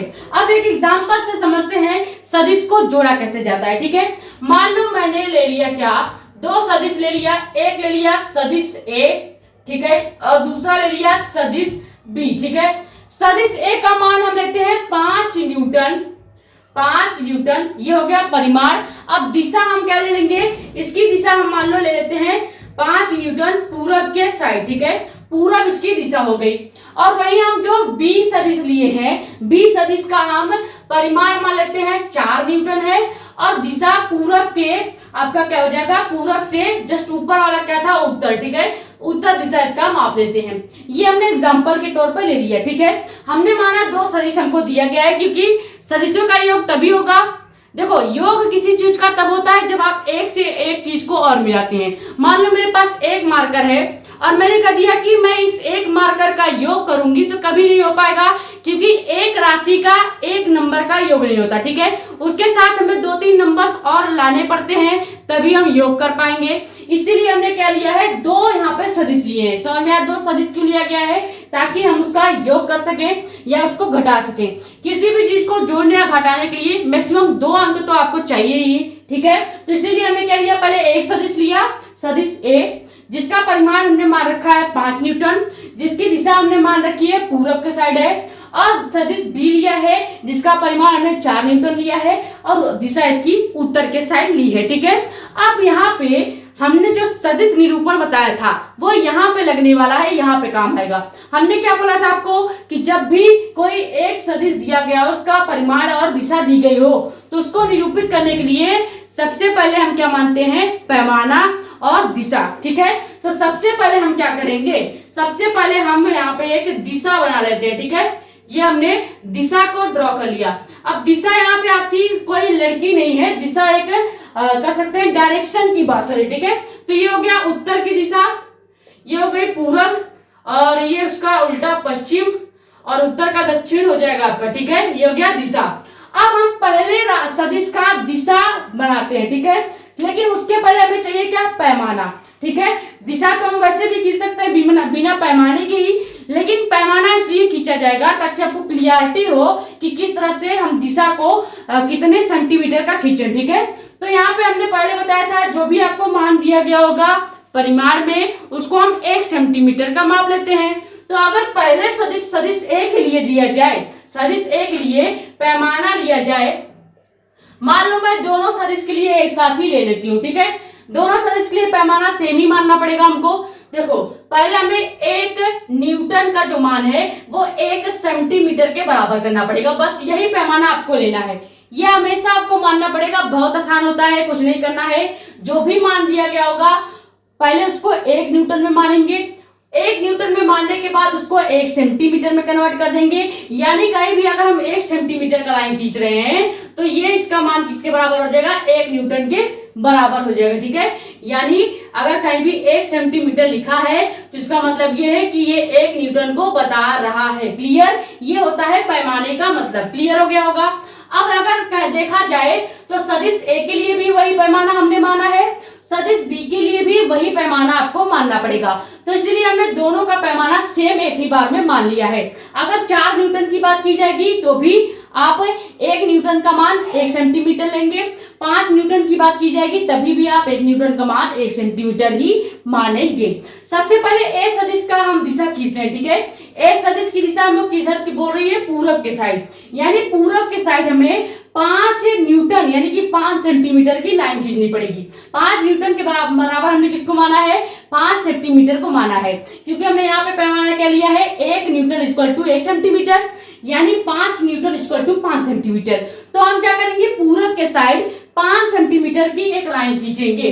किधर की साइड, पूरब के साइड। ये हो गया पूरब दिशा, देखो इधर की साइड है। अब इधर हमने 5 सेंटीमीटर की लाइन खींची है, ये आपके सदिश ए को प्रदर्शित कर रहा है। ठीक है, अब सेम इसी तरह सदिश बी के लिए लाइन खींचेंगे। सदिश बी का दिशा कहाँ है, उत्तर के साइड। ठीक है, अब यहां से खींचते हैं नीचे या फिर यहां खींच देते हैं। देखो ये हो गया आपके सदिश बी को दर्शा रहा है। ठीक है, जो कि उत्तर के साइड है, और ये हमने सदिश बी लिख दिया। ठीक है, अब हमने क्या किया, सदिश ए को दर्शा दिया, सदिश बी को दर्शा दिया। यहां तक आपका सदिश निरूपण से ही लगेगा। क्लियर हो गया, कुछ नहीं करना है, पैमाना दिया गया है और दिशा दी गई है। पैमाना दिशा जब भी दी जाएगी इस तरह से एक दिशा का ग्राफ खींचेंगे और इसको अपन पैमाने में कन्वर्ट करेंगे। अब जैसे आपको कहा गया है उधर की साइड आपको लाइन खींच के आपको सदिश को दर्शा देना है। जैसे ए आपको कहा गया है पूरब के साइड है, तो ए को हमने पूरब के साइड देखो खींचा है, ये पूरब की दिशा को बता रहा है, और यहाँ पे ए सदिश को हमने लिख दिया। सेम इसी तरह से बी को बोल रहा है उत्तर की साइड है, तो बी को अपन ने उत्तर के साइड तो खींचा है और इसको उत्तर भी हमने आपको बता दिया। देखो यहाँ पे उत्तर के साइड, यानी उत्तर कहाँ, ऊपर की साइड लग रहा है, ग्राफ के अकॉर्डिंग उत्तर ऊपर की साइड है, तो हमने बी वाला जो सदिश की लाइन थी वो ऊपर के साइड ड्रॉ की है और यहाँ पे बी सदिश को बी लिख दिया है। ठीक है, तो ये हो गया ए और बी का निरूपण करने का तरीका। ये तो हुआ निरूपित करने का तरीका, लेकिन हमें क्या चाहिए, हमें चाहिए सदिशों का योग, यानी हमें ए वेक्टर और बी वेक्टर को जोड़ना है। तो अब हम क्या करेंगे, यहाँ पे एक हेडिंग डालेंगे कि सदिशों को जोड़ने पर। ठीक है, सदिशों को जोड़ने पर अब अगर सदिश को जोड़ते हैं तो क्या होता है, सबसे पहले हम क्या करेंगे, ए वेक्टर प्लस बी वेक्टर। अब हमें यहाँ पे चाहिए परिणामी आर का मान। ठीक है, परिणामी आर का मान चाहिए। अब सदिश ए और सदिश बी को जोड़ेंगे तो परिणामी आर यानी ये आर का मान क्या आएगा, यही हमको ज्ञात करना है। अब जब दो इस तरह से लाइनें हमको मिल गई हैं, जब हम इस सदिश लाइनों को जोड़ते हैं तो जोड़ने का तरीका याद रखिएगा। जोड़ने का तरीका याद रखेंगे, बहुत आसान है। किसी भी सदिश को जब जोड़ा या घटाया जाता है तो हम क्या करते हैं, किसी भी सदिश के टेल से उसके हेड को मिलाते हैं। ठीक है, मान लो यहाँ पे आपको क्या दिया गया है, ये किसी सदिश का आपको शीर्ष दिया गया है यानी हेड दिया गया है, और ये सदिश का पीछे जो वाला पार्ट है ये होता है आपका टेल यानी पूंछ। ठीक है, यानी हम किसी भी सदिश को अगर जोड़ेंगे तो हम उसके हेड के साथ हमेशा पूंछ को ही जोड़ेंगे। कभी भी सदिश को जोड़ने के लिए उसके ऊपर हेड के ऊपर हेड नहीं रखा जाता। मान लो अगर हम इसको जोड़ रहे हैं, ये मान लो मेरे पास दो सदिश दिया गया है। ठीक है, ये सदिश ए हो गया, ये सदिश बी हो गया। सदिश ए किधर की साइड है, पूरब की साइड, तो ये सदिश ए हमने रख दिया। ठीक है, सदिश ए हमने यहाँ पे रख दिया है। अब सदिश ए का देखो ये क्या हो गया, शीर्ष हो गया। ये जो कैप वाली दिशा है ये शीर्ष है और ये इसका पूंछ है, समझ लो। ठीक है, मैंने इसको यहाँ पे रखा, ये हो गया इसका शीर्ष। अब हमने क्या बोला है कि जो सदिश बी होगा हमेशा शीर्ष के साथ पूंछ ही जुड़ेगी, सिर नहीं जुड़ेगा। ठीक है, तो दूसरे सदिश को जो मैंने मान रखा है ये वाला बी वाला सदिश जो 4 न्यूटन है, इसको अगर हम उत्तर की दिशा जोड़ेंगे तो उत्तर किधर की साइड है, ऊपर की साइड है, यानी हमें इस पूर्व वाले के साथ उत्तर की साइड हमें ऐसे जोड़ना पड़ेगा, यानी हेड के साथ हमें इसका टेल जोड़ना है और इसकी दिशा किधर रहेगी, ऊपर के साइड रहेगी। तो देखा जाए तो इस तरह से ग्राफ बनेगा। ये हो गया पूरब के साइड जिसका हेड इधर है। अब इस पे हम रखेंगे ये टेल और इसको हम रख देंगे इस तरह से। ठीक है, ये हो जाएगा आपका जोड़ने का तरीका। जोड़ के बता देते हैं। देखो, सबसे पहले ए वाले को जोड़ेंगे, तो ए वाला किधर की साइड है, हम इसको इरेज करते हैं, यहाँ पे लिखते हैं। देखो, ये हमने किया क्या, ए प्लस बी सदिश को जोड़ने पर। ठीक है, ए और बी वेक्टर को जोड़ेंगे तो क्या होगा, सबसे पहले देखो यहाँ पे एक हम लाइन ड्रॉ करेंगे जो कि ए सदिश वाला होगा। ये हो गया आपका ए सदिश को दर्शा रहा है। ठीक है, अब हमने क्या बोला, ए सदिश के हेड से बी सदिश का टेल जुड़ना चाहिए यानी पूंछ जोड़ना चाहिए। ठीक है, तो हेड से हम क्या जोड़ देंगे, इस तरह से पूंछ जोड़ देंगे और इस पूंछ की दिशा किधर की साइड होगी, उत्तर की साइड होगी, इसलिए हमने इसको ऊपर के साइड जोड़ा है। ठीक है, अब अगर इस पूंछ की दिशा दक्षिण की साइड होती तो हम क्या करते, इस पूंछ को यानी इस पूरे तीर को उल्टा कर देते यानी नीचे के साइड ऐसे खींच देते। ठीक है, लेकिन दिशा ऊपर की साइड यानी उत्तर के साइड दिया गया है, तो हमने क्या किया, ए वाले के हेड के साथ बी वाले के टेल को ऊपर की साइड खींच दिया। क्लियर। अब क्लास 12 में जब हम थे तो हमको एक बड़ा डाउट आता था इस सदिश को जोड़ने और घटाने वाले में कि आखिर हमेशा इसकी दिशा कब ऊपर हो जाती है कब नीचे हो जाती है, ये हमको नहीं समझ में आता था। तो हम अपने सर से जब पूछते थे कि सर इसकी दिशा ऊपर कब कर रहे हैं और नीचे कब कर रहे हैं ये बता दीजिए, तो वो बोलते हैं कि आपको दिशा देखना पड़ता है, यानी यहाँ पे देखना पड़ेगा कि ये वाला जो ए वाला वेक्टर है इसकी दिशा किधर के साइड है, बी वाला वेक्टर किधर की साइड है, उस हिसाब से यहाँ पे आप दिशा बताते हो कि ये वाला तीर ऊपर रहेगा या ये वाला तीर नीचे रहेगा। ठीक है, यानी फिर से समझो, देखो ए की दिशा किधर है, पूरब साइड खींच दिया। अब नियम ये कहता है कि सदिश को अगर जोड़ा या घटाया जाएगा तो हमेशा हेड के साथ टेल को ही जोड़ा जाएगा, यानी अगर ए का आप हेड ले रहे हैं तो बी का आपको टेल यानी पूंछ लेना पड़ेगा।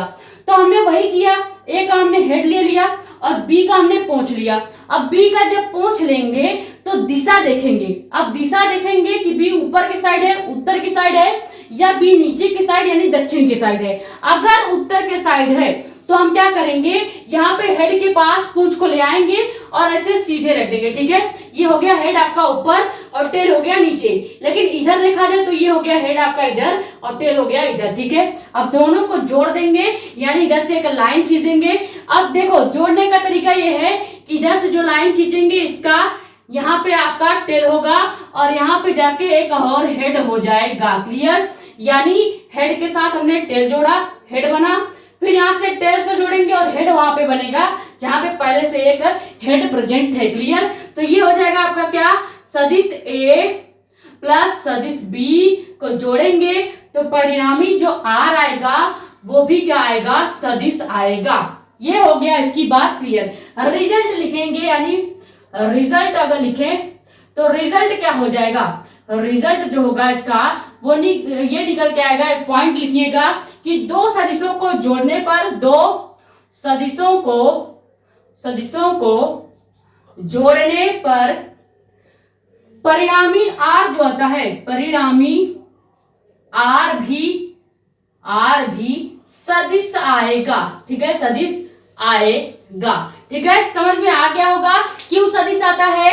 क्योंकि जब हम देखो एक सदिश का जोड़ रहे हैं दूसरे सदिश के साथ, तो दोनों को जोड़ने के बाद इधर मान भी आपको सदिश ही दिख रहा है, इसलिए इसका परिमाण जो होगा वो सदिश होगा। क्लियर? ये हो गया आपका सदिश राशियों का जोड़ने का तरीका। और हमने बोला था सदिश को अगर जोड़ा जाए या घटाया जाएगा तो उसका परिमाण ऑलरेडी सदिश आएगा। यानी कि आर के ऊपर तीर का निशान दिख रहा है कि नहीं? आर के ऊपर तीर का निशान लगने का मतलब ये है कि परिमाण आर जो है ये क्या है? सदिश है। क्लियर हो गया? बाकी सदिश को कैसे जोड़ा जाता है ये हमने बता दिया।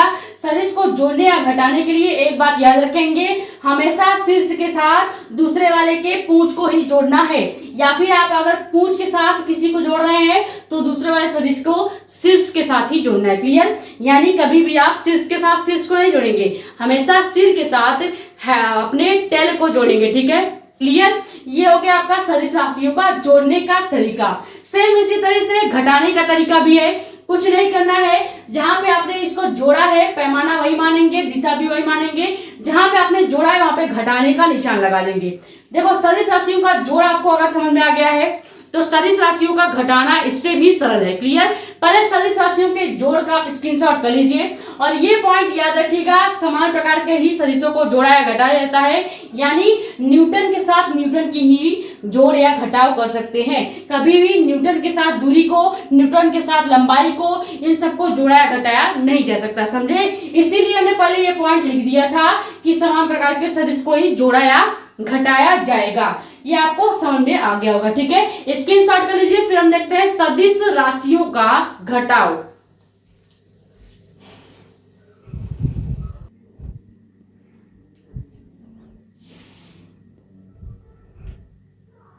तो अब देखते हैं कि सदिश राशियों का घटाव क्या होता है। घटाव में एक चीज याद रखिएगा, योग में बहुत आसान था, हमने क्या किया था? डायरेक्ट जोड़ दिया था और उसका परिणामी सदिश हमने निकाल लिया था। लेकिन घटाव में थोड़ा सा आपको दिक्कत हो सकता है, क्योंकि घटाते समय हमें एक माइनस सदिश प्राप्त होगा।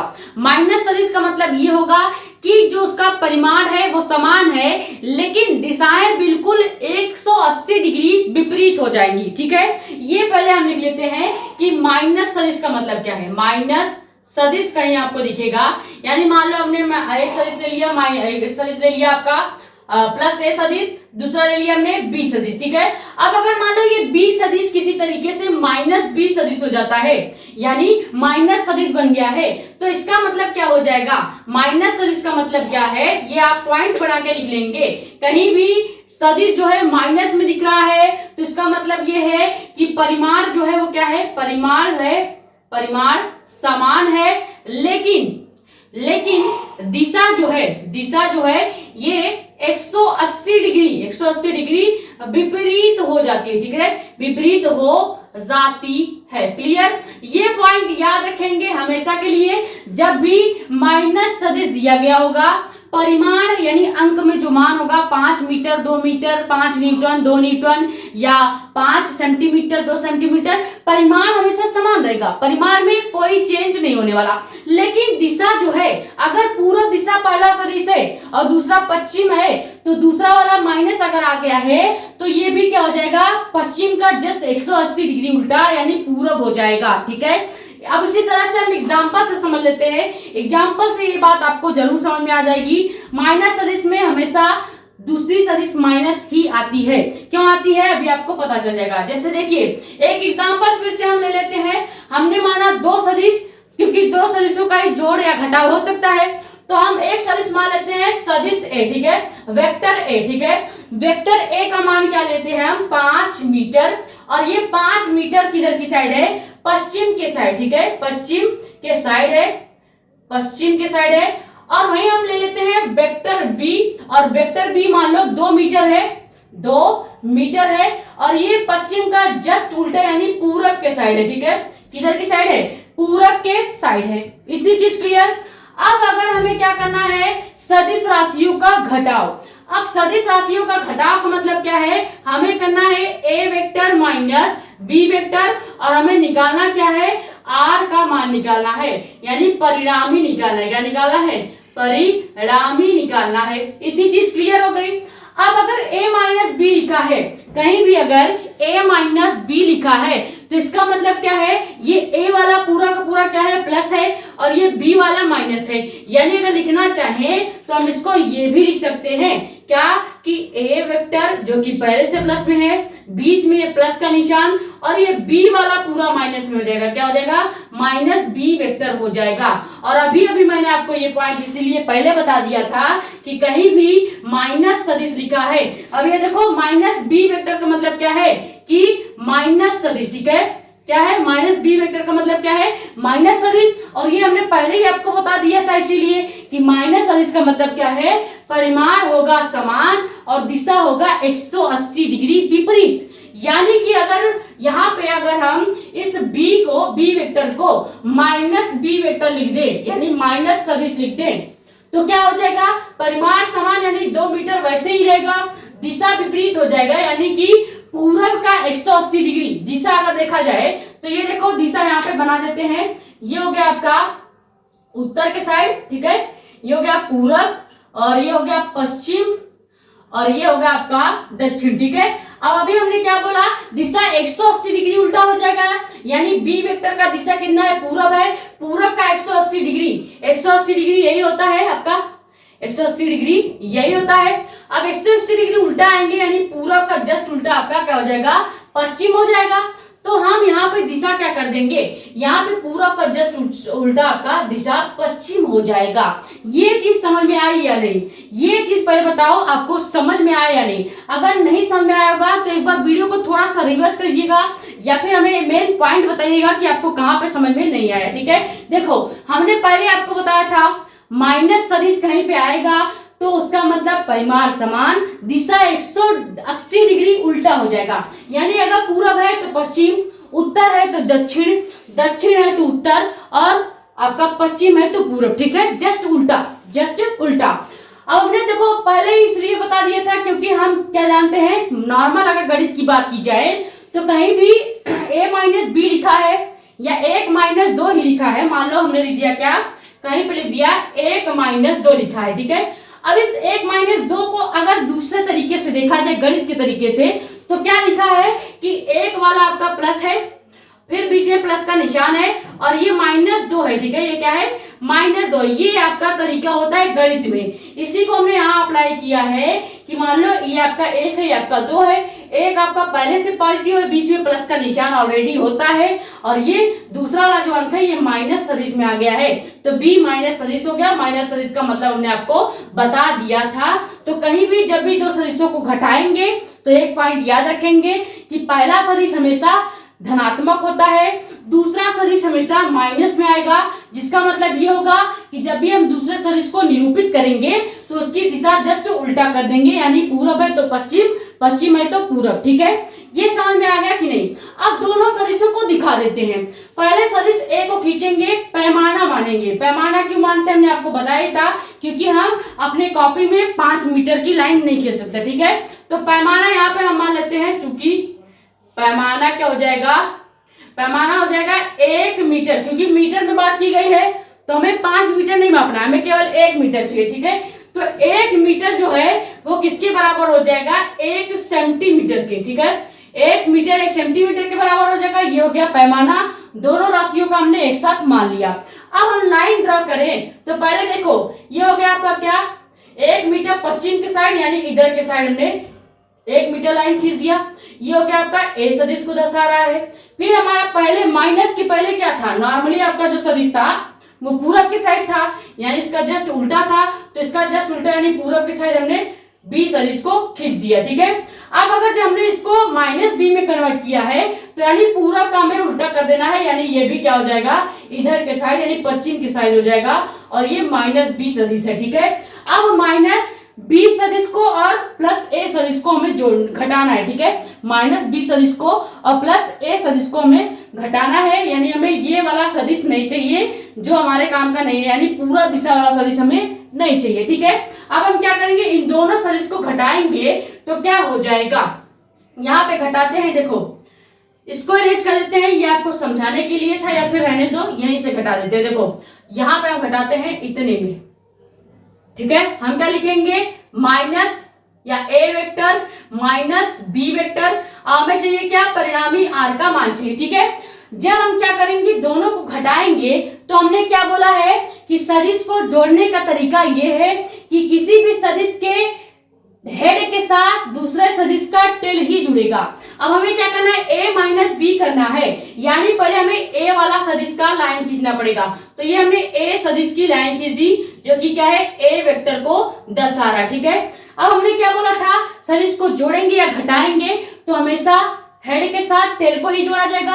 अब अगर b सदिश को यहाँ पे हम डिनोट कर रहे हैं तो हमें b सदिश के हेड से यहाँ पे जोड़ना पड़ेगा, यानी हेड के साथ हमने टेल को जोड़ा। ठीक है, ये हो गया a का हेड, ये हो गया b वाला टेल। ठीक है, b का टेल हो गया। अब ये हो गया आपका b सदिश। अब हमें घटाना है और घटाने का मतलब क्या है कि हमें यहीं से एक और लाइन खींचनी पड़ेगी। हमने यहीं से क्यों खींच दिया, हमने लाइन यहीं पे क्यों खींचा है, हम चाहते तो ऊपर नीचे भी तो लाइन खींच सकते थे। ये जरूर आपके मन में सवाल आ रहा होगा कि इस बार मैडम ने दोनों लाइन एक साथ एक ही दिशा में क्यों खींच दिया है। तो भाई सवाल भी तो वही है, देखो दिशा भी तो सेम है, ये पश्चिम था ये पूरब था, तो माइनस हमने किया, माइनस सदिश का मतलब क्या है, अब दोनों की दिशाएं पश्चिम हो गई, यानी ये भी पश्चिम की साइड जा रहा है। देखो इधर की साइड पश्चिम है और बी भी पश्चिम के साइड जा रहा है। तो हमने क्या किया, इस ए वाले के हेड के साथ, जैसा कि नियम है हेड के साथ टेल ही जुड़ता है, तो ए वाले के हेड के साथ बी वाले के टेल को भी उसी के आगे जोड़ दिया। क्लियर। अब हमें जब क्या करना होगा, दोनों को घटाना होगा, तो यहीं से एक बी से होती हुई लाइन हम गुजारेंगे, जो कि क्या होगा, इसके हेड के आगे आके मिलेगा। और यही हमने बोला था कि हमेशा जब थर्ड लाइन आप खींचेंगे तो तीसरी लाइन इस दूसरे वाले हेड के साथ आके मिलनी चाहिए।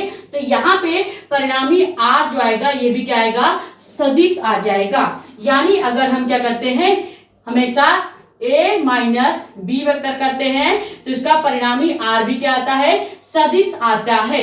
यहां से रिजल्ट लिखेंगे, रिजल्ट क्या लिखेंगे कि दो सदिशों को घटाने पर, ये पॉइंट लिखिएगा, दो सदिशों को घटाने पर परिणामी आर जो आता है यह भी सदिश आता है। क्लियर, ये भी क्या आता है, सदिश ही आता है, यानी वेक्टर ही आता है। समझ में आ गया होगा, बहुत आसान है। जब भी घटाना होगा दूसरे वाले सदिश को माइनस कर देंगे, क्योंकि मैथ का एक नियम है कि जब भी कहीं a प्लस या a माइनस बी लिखा है तो इसका मतलब क्या है, एक वाला आपका प्लस में है और सेकंड वाला जो नंबर होगा वो हमेशा माइनस में होगा।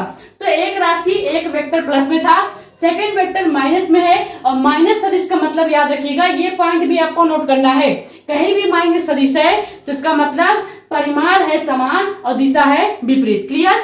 तो इसका मतलब पूरब का हमने पश्चिम कर देना है और कुछ नहीं करना है, बाकी जैसे हम सदिश को निरूपित करते हैं वैसे ही करेंगे। अब दिशाएं समान थी तो हमने पहले ए वेक्टर को खींचा, फिर ए वेक्टर के हेड से ही बी वेक्टर के टेल को हमने आगे के साइड जोड़ दिया, क्योंकि हमने पढ़ा था कोई सदिश जब जोड़ेंगे तो हेड के साथ टेल को ही जोड़ते हैं। अब ए के साथ बी को जोड़ेंगे तो ए के हेड के साथ बी का टेल जोड़ेंगे, ए का हेड बी का टेल, ए का हेड बी का टेल। ठीक है, जैसे हमने जोड़ा, अब हमने थर्ड लाइन खींचना है। ये हो गया ए वाली लाइन, इसके हेड से हमने ये बी वाले का टेल जोड़ दिया, और ये हो गया बी वाले का हेड और इधर का होगा ए वाले का हेड। ठीक है, अब हम क्या करेंगे, एक तीसरी रेखा गुजारेंगे जिसका हेड इस बी वाले के हेड के सामने आके लगेगा। क्लियर, यही चीज हमने किया है। एक तीसरी ब्लैक कलर लाइन हमने गुजारी है इस ब्लू और रेड के ऊपर, जो कि बी वाले यानी रेड वाले के जस्ट हेड के सामने आके रुक रहा है। इसका मतलब है कि सदिशों को घटाने पर भी परिणामी जो आता है सदिश आता है। क्लियर। तो ये पॉइंट मेरा प्रूव हुआ या नहीं, मैंने आपको स्टार्ट करने से पहले ही बताया था, दो सदिशों को जोड़ने या घटाने पर परिणामी जो आता है सदिश आता है। प्रूव कर दिया कि नहीं, प्रूव कर दिया ना। देखो दो सदिश को जोड़ने या घटाने पर परिणामी आर जो है सदिश आएगा। क्लियर। तो सदिश निरूपण बहुत ज्यादा इंपॉर्टेंट है, सदिश का घटाव जोड़ और गुणा समझने के लिए। क्लियर, ये स्क्रीनशॉट कर लीजिए, फिर हम समझते हैं दो सदिशों का गुणा क्या होता है, लेकिन डिटेल में नहीं समझेंगे, केवल हम समझेंगे सदिशों का गुणा कितने प्रकार का होता है, यानी अदिश गुणा होता है और सदिश गुणा होता है, जिसे हम डॉट एंड क्रॉस प्रोडक्ट भी बोलते हैं। ठीक है, तो वो हम थोड़ा सा डिफिनीशन टाइप देखेंगे, बाकी कल डिटेल में हम आपको सेकेंड लेक्चर में सदिशों का गुणन सिखाएंगे। ठीक है, बहुत डीप में सिखाएंगे, ताकि आप 12th में जब कहीं भी हम सदिश का गुणा करें तो आपको क्लियरिटी आ जाए। क्योंकि देखो 12th फिजिक्स में सदिश का गुणन बहुत ज्यादा इंपॉर्टेंट है। अगर आपने सदिश का गुणन अच्छे से सीख लिया तो 12th फिजिक्स में जब भी हम वेक्टर्स का गुणा करेंगे, सदिशों का गुणा करेंगे, तो आपको दिक्कत नहीं आएगी। ये दिक्कत नहीं आएगी कि कब आपका क्रॉस प्रोडक्ट हो रहा है, कब आपका डॉट प्रोडक्ट हो रहा है, इसमें आपको दिक्कत नहीं आएगी। क्लियर, ये स्क्रीनशॉट कर लीजिए।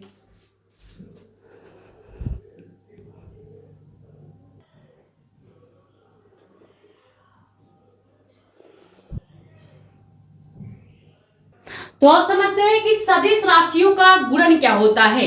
देखो, सदिश राशियों का जो गुणा होता है दो प्रकार से होता है। हमने अभी आपको बताया कि एक होता है अदिश गुणन।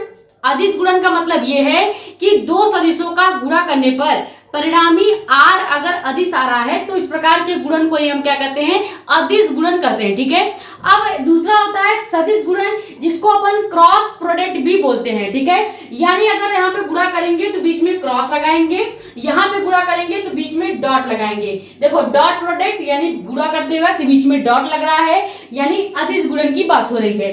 अगर बीच में क्रॉस लग रहा है दो वेक्टर्स के बीच में, मान लो मैंने ले लिया vector A and vector B, ठीक है, दोनों के बीच में गुणा का निशान है, यानी ये है सदिश गुणन। ठीक है, क्या है, क्रॉस प्रोडक्ट है। अगर ए वेक्टर और बी वेक्टर के बीच में डॉट लगा है, एक बिंदी लगा है, तो इसका मतलब है कि बात हो रही है अदिश गुणन की। क्लियर, ये आप पहचानना हम आपको बता रहे हैं, कैसे आप पहचानेंगे कि कौन सा सदिश गुणन हो रहा है और कब अदिश गुणन हो रहा है। सदिश गुणन का मतलब है दो वेक्टर्स के बीच इस तरह से क्रॉस का निशान बनना। ठीक है, और अदिश गुणन का मतलब है दो वेक्टर्स के बीच इस तरह से डॉट का निशान बनना, एक बिंदी का निशान बनना। ये हो गया पहचान, कैसे आप पहचानेंगे सदिश गुणन और अदिश गुणन को। अब अगर डिफिनीशंस की बात करें तो डिफिनीशन बता ही दिया कि दो सदिशों का गुणा करने पर क्या लिखेंगे, यदि डिफिनीशन लिख लेने पहले, सबसे पहले डिफिनीशन काम आने वाला है आपके, तो लिखेंगे अदिश गुणन का डिफिनीशन, यदि दो सदिशों का गुणा करने पर, ठीक है, यदि दो सदिशों का गुणा करने पर, सदिशों का गुणा करने पर परिणामी आर अदिश आता है। परिणामी आर क्या आ रहा है, अदिश हो तो इस प्रकार के गुणन को ही, इस प्रकार के गुणन को ही अदिश गुणन कहते हैं। क्या कहते हैं, अदिश गुणन कहते हैं। ठीक है, ये समझ में आया पहले कि नहीं, बहुत आसान है। अगर हम वेक्टर ए वेक्टर बी को क्या करते हैं, गुणा करते हैं, और परिणामी आर जो है वो अदिश आ रहा है। अब एक पहचान करने का तरीका और भी बताते हैं। देखो, कहीं भी केवल आर लिखा है तो इसका मतलब ये अदिश है। ठीक है, और अगर आर के ऊपर तीर का निशान लग गया तो इसका मतलब ये सदिश है। ये भी पहचानने का तरीका है, दो तरीका बता दिया। अदिश का मतलब है कि दो वेक्टर होगा, बीच में डॉट का निशान लगा होगा। ठीक है, और सदिश का मतलब है दो वेक्टर होगा, बीच में इस तरह से क्रॉस का निशान लगा होगा। क्रॉस का मतलब है सदिश गुणन, डॉट का मतलब है अदिश गुणन। क्लियर हो गया। पहचानने का एक तरीका और भी हमने आपको बताया है, अगर तीर का निशान ऊपर लगा है तो सदिश, नहीं लगा है तो अदिश। क्लियर, ये हो गया सदिश अदिश की पहचान। और सदिश अदिश गुणन का पहचान क्या था वो हमने आपको बता दिया। डिफिनीशन एक बार फिर से देख लीजिए। अदिश गुणन का डिफिनीशन ये है कि अगर दो सदिशों का गुणा करने पर परिणामी आर अदिश आ रहा है तो अदिश गुणन कहलाएगा। और सदिश गुणन का भी डिफिनीशन सेम इसी तरह हो जाएगा कि यदि दो सदिशों का गुणा करने पर परिणामी आर भी क्या आ रहा है, सदिश हो। ठीक है, परिणामी आर भी सदिश हो तो इस प्रकार के गुणन को ही सदिश गुणन कहते हैं। क्या कहते हैं बेटा, सदिश गुणन कहते हैं, सदिश गुणन कहते हैं। बहुत सिंपल डिफिनेशन है। अगर दो सदिशों का गुणा कर रहे हैं, परिणामी आर अदिश आ रहा है, अदिश गुणन यानी डॉट प्रोडक्ट। अगर दो सदिशों का गुणा कर रहे हैं, परिणामी आर सदिश यानी कि वेक्टर आ रहा है, तो ये सदिश गुणन यानी कि क्रॉस प्रोडक्ट हो जाएगा। एग्जांपल से समझ लेते हैं। देखो इसका एग्जांपल आपका हो जाएगा क्या, देखो मान लो मैंने एक वेक्टर ले लिया, वेक्टर ए, और दूसरा ले लिया वेक्टर बी, ठीक है। अगर इन दोनों का हम क्या कर दे, इन दोनों का गुणा कर दे, यानी कि हम कर रहे हैं क्या, ए वेक्टर डॉट वी वेक्टर, और इन दोनों का जो परिमाण आर आ रहा है वो केवल आर आ रहा है, इसके ऊपर कोई तीर का निशान नहीं है, यानी क्या हो गया, ये अदिश आपका बन रहा है। क्या बन रहा है, अदिश बन रहा है। परिणामी आपका क्या आ रहा है, अदिश आ रहा है। इसका मतलब ये क्या है, डॉट प्रोडक्ट को फॉलो कर रहा है। ये डॉट प्रोडक्ट का उदाहरण हो गया। अब डॉट प्रोडक्ट का रियल एग्जांपल क्या है, तो हमने आपको बोला था कार्य आपका अदिश राशि है, कार्य आपका अदिश राशि है। कैसे अदिश राशि है, तो इसको प्रूफ भी कर देते हैं। देखो कार्य का फॉर्मूला क्या है, बल गुणे विस्थापन, यानी कि आपका डी। अब बल भी आपका सदिश है और आपका ये भी आपका क्या है, विस्थापन भी आपका सदिश है। अभी हमने बोला कि जब दो सदिशों का गुणा करेंगे, बीच में आपका डॉट लगेगा और परिणामी आर यानी डब्ल्यू क्या आ रहा है, डब्ल्यू आपका अदिश आ रहा है। इसका मतलब ये क्या हो जाएगा, अदिश गुणन का एग्जाम्पल हो जाएगा। क्लियर, ये समझ आया। ये याद रखेंगे रियल एग्जाम्पल जो कि का है कार्य। कार्य का फॉर्मूला है बल गुणे विस्थापन, बल भी सदिश है, विस्थापन भी सदिश है, दोनों के बीच इस तरह से डॉट लगा है, और जो परिणामी आर यानी कार्य आ रहा है ये अदिश है। इसका मतलब ये अदिश गुणन को फॉलो कर रहा है। ठीक इसी प्रकार एक एग्जांपल पहले लेते हैं, जो कि क्या हो जाएगा, मान लो मैंने फिर से ले लिया ए वेक्टर एंड बी वेक्टर, दोनों का क्या करेंगे, गुणा करेंगे। ए वेक्टर और बी वेक्टर का जब भी गुणा करते हैं, जब भी क्रॉस गुणा करेंगे, तो इसका परिणामी हमेशा क्या आएगा, हमेशा आर के ऊपर तीर लगा हुआ आएगा, यानी कि परिणामी जो आ रहा है ये सदिश आ रहा है। क्या आ रहा है, सदिश आ रहा है। ये क्लियर हुआ। अब इसका एग्जांपल क्या हो जाएगा, सदिश गुणन का एग्जांपल आप देख रहे होंगे बल आघूर्ण। इसका एग्जांपल हम क्या ले लेंगे, सदिश गुणन का एग्जांपल हो जाएगा बल आघूर्ण। बल आघूर्ण का मतलब क्या होता है, बल आघूर्ण का पहले फॉर्मूला देखते हैं। बल आघूर्ण का फॉर्मूला होता है आपका बल गुणे घूर्णन अक्ष से लंबवत दूरी, ठीक है, लंबवत दूरी। ये हो गया आपका फॉर्मूला। हिंदी में फॉर्मूला क्या होता है बल आघूर्ण का, बल आघूर्ण टाउ से रिप्रेजेंट किया जाता है, यानी टाउ आपका परिणामी का कार्य कर रहा है, ठीक है, परिणामी का आर का कार्य कर रहा है, क्योंकि हमने बोला है दो सदिशों के गुणा से परिणामी आर अगर सदिश आ रहा है, that called is cross product, यानी कि सदिश गुणन, ठीक है। अब हमने बोला कि बल आघूर्ण इसका एग्जांपल है। कैसे है, प्रूव करके बता देते हैं। देखो बल आघूर्ण को अपन रिप्रेजेंट करते हैं टाउ से, यानी कि इस तरह से होगा और इसके ऊपर एक ऐसे क्रॉस लगेगा, इसको हम क्या पढ़ेंगे, टाउ, टाउ, ठीक है। टाउ नहीं पढ़ेंगे, बड़े पापा नहीं कहा जाएगा, टाउ नहीं कहा जाएगा, इसको कहा जाएगा टाउ, ठीक है। टाउ और ताउ में बहुत अंतर है, ठीक है। यहाँ पे टाउ की बात हो रही है, ये हो गया टाउ, और इक्वल टू बल और इनटू में आपका लंबवत दूरी यहाँ से आर से रिप्रेजेंट कर सकते हैं, या आप डी एल भी लिख सकते हैं, ठीक है। तो यहाँ पे हम आर भी लिख सकते हैं, ठीक है। तो आर के ऊपर हमने वेक्टर लगा दिया और एफ के ऊपर भी वेक्टर लगा दिया। अब जब दो सदिशों का गुणा किया है और परिणामी आर भी सदिश आ रहा है, यानी टाउ के ऊपर भी तीर का निशान है, तो इसका मतलब ये क्या हो गया, सदिश गुणन का एग्जाम्पल हो गया है। क्लियर, तो ये हो गया सदिश राशियों का गुणन। ये हमने केवल ऊपर से आपको बता दिया है कि अदिश से गुणन क्या होता है एंड सदिश गुणन क्या होता है। क्लियर, बाकी कल डिटेल में आपको सेकंड लेक्चर में हम बताएंगे कि अदिश गुणन कैसे किया जाता है। अगर अदिश गुणन का निरूपण करना होगा तो आप कैसे करेंगे, सदिश गुणन का निरूपण करना होगा तो आप कैसे करेंगे। क्लियर, फिर से एक बात समझा देते हैं, सदिश गुणन और अदिश गुणन क्या होता है। देखो सदिश गुणन का मतलब है कि जब भी आप दो सदिशों का गुणन करते हैं और परिणामी आर, यानी जैसे हमने एग्जांपल लिया बल आघूर्ण यानी बल गुणे घूर्णन से लंबवत दूरी, ये फॉर्मूला होता है। अब घूर्णन से लंबवत दूरी को आप आर भी ले सकते हैं, डी एल भी ले सकते हैं, ठीक है। तो हमने आर मान लिया, ये सदिश है और बल भी सदिश है, सदिशों के सदिश के साथ गुणा किया है और परिणामी आर भी सदिश आया है, यानी कि सदिश गुणन।